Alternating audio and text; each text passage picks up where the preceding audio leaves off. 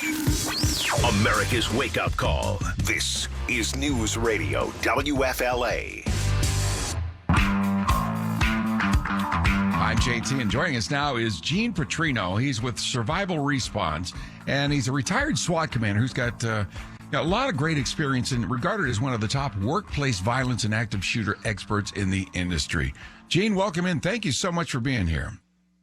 JT, thank you so much. I appreciate it. So when you retired as a SWAT commander, I can imagine some of the experiences that you've gone through, and harrowing experiences and dangerous experiences. Can you share a couple of those that you went through where you really learned some good tactics on how to deal with what was happening in that particular instance as a SWAT commander?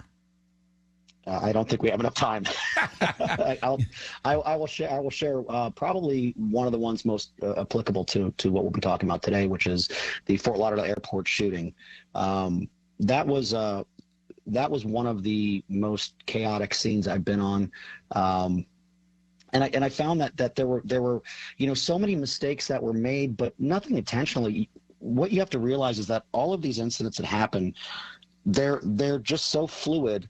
You can't really ever be fully prepared. The tactical response from every agency in the county was absolutely phenomenal, but there were some logistical issues that kind of created more chaos than there needed to be. Mm-hmm. And it was just it's sort of the nature of the beast. Some people heard a helicopter taking off, and the rotors made it sound like they thought it was gunfire. Oh. So they reported another. So it was that kind of thing.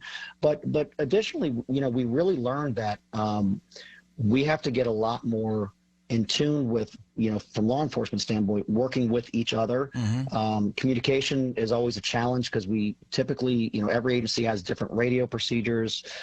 So it opened our eyes to having to work more collectively. And additionally, you look at, tactics. Are we all doing the same tactics? Are we able to work together? Because what would end up happening there is we would be put in with, our team was put in with another team, and we might not do the same things. Luckily, Broward County, where I'm at, really worked well together, and we sort of had that worked out.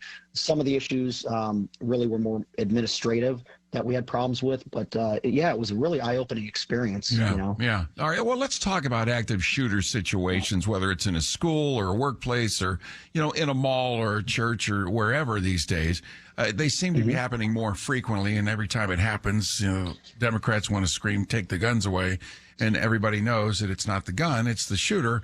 And what is going on that led to this? Were there red flags? And so lots of discussion towards mental illness now starting to finally happen. But if, in fact, one finds themselves in an active shooting situation, whether it's the workplace or a mall or in school, let's talk about how we can avoid and escape that active shooter. So where do you start if you're, let's say, speaking to a classroom at a high school and students and teachers involved at the same place, and you're bringing education to that school? Where do you start?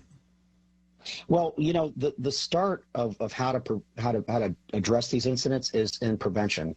We often talk about how do you respond once it starts happening, but really it's too late at that point. The focus really needs to be more on how do you identify a shooter before they become a shooter. And the fact is there's so much data out there to tell us how to do that.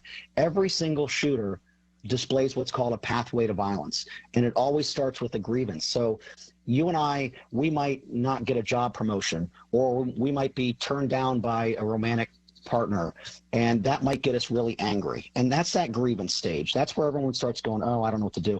But most people can navigate those emotions, and they let it go and they move on. Some people aren't able to do that. They don't know how to do that. And what ends up happening is those grievances grow into violent ideation. And that violent ideation is really where things start to get dangerous. Mm-hmm. So the first thing that we teach everyone is, look at someone's behavior. If you have, let's say, a student who was getting really good, grades, or, was doing well socially in the school, and all of a sudden they start to withdraw because they failed a test, or, they were turned down by someone that they were attracted to, things like that. If they start pulling back from things, someone needs to intervene and talk to them, make sure that they're okay, because they need to be connected with people. What ends up happening, you start feeling like you're not part of anybody. You feel alone, and that just really starts to grow those feelings, that violent ideation. And once it gets there, it starts to go even further. Then they start thinking about, well, how would I carry it out?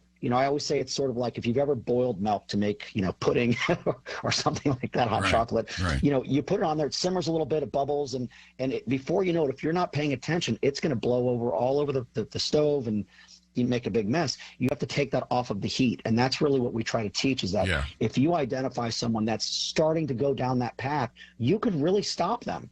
But we don't talk about that enough. That's not I totally agree with you there. If you see something, say something. But what happens a lot of times, school administrators don't want to pry. I don't want to get too involved here.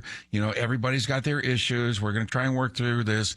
Your thoughts on, seeing it, knowing it, talking to the person, officials, including counselors and law enforcement, and then just going, well, no crime's been committed, so we'll see you back in school Monday. Yeah, that happens. It happens way too often, and I'm gonna stand up for law enforcement here for just go ahead. Look, I'm pro law enforcement. I'm all about it. No. Of course, a lot of times people think law enforcement can just do anything that they want, but there are laws that there's parameters. You cannot make an arrest because they don't fit a certain level of what we have to do. And it's frustrating because we will say this person is a problem, but we don't have the resources or ability to do anything with it. A lot of times it comes down to the public situation, the schools to do something, the workplace. If an employee is causing a problem, they have to take action, either terminate the employee, get them help with employee assistance programs, all these things. We can't do that. It's not a criminal act. We only work in criminal law. We don't act in civil law. And these things start civilly. They start as a civil case. And when it gets to crimes and where we can do something, oftentimes it's too late. So it's a problem. It's very difficult. Well, and when it comes to schools too, there's a lot that has to be done to remove a kid from a public school. It's not like private schools where they don't have to put up with anything and can just remove the kid at a moment's notice. So, all right, let's talk about fast forwarding to all of a sudden finding yourself in an active shooter situation, either in a school or in a mall. What do you suggest people do if all of a sudden they hear gunshot and people are scrambling? What to do? Okay, well, the first thing that you really should do anywhere you go, and it's if you think about almost anybody in the military and law enforcement, we're always sitting with our backs to the wall looking at the entrance to places. And it's because we're always situationally aware of where we are. You should always look to see where the exits are, and you should have at least 3 routes of escape if you have to. It might feel weird in the beginning. You're kind of looking all over the place, but soon you start to see how the layout of a lot of places are very similar. You see something in the front, you see something on the side, something on the back, as far as exits. And you know where you can go if something happens. If it happens on this side of where I'm at, I can go to the other side, or vice versa. So you always want to know where your exits are. That is probably the biggest piece of advice I can give anybody to surviving one of these, is knowing how to get out. What about backpacks that are now bulletproof? They're coming out with these for kids to carry. Good idea? Overreaction? What are your thoughts? Both. I will say they're both an overreaction. I think they're also not a horrible idea either. I think anything that you can do to protect your children or yourself is not a bad idea. But you have to understand that the phrase bulletproof is not a good choice of words, because there's nothing that's really bulletproof. Backpacks and shields and things that they're selling, they're going to offer some protection. When you get to something that stops rifle calibers, you're talking about a considerable amount of weight most of the time, especially for a child. You're talking, several pounds, and you're talking thick, ceramic plates or steel, and it's not practical to do. Now, I have a backpack that's got a bullet-resistant pouch on it, but I also train with it. I'm also know how to use it and how I move with it. So if you're going to buy this, the truth is, how are you going to utilize this in a situation? Are you going to think about it?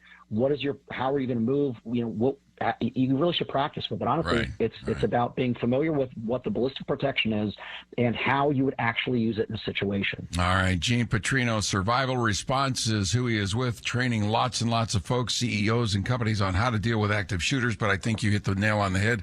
We got to deal with it before it happens, because by the time it happens, a lot of times too late. Thank you, Gene, so much. I appreciate you. Happy holidays.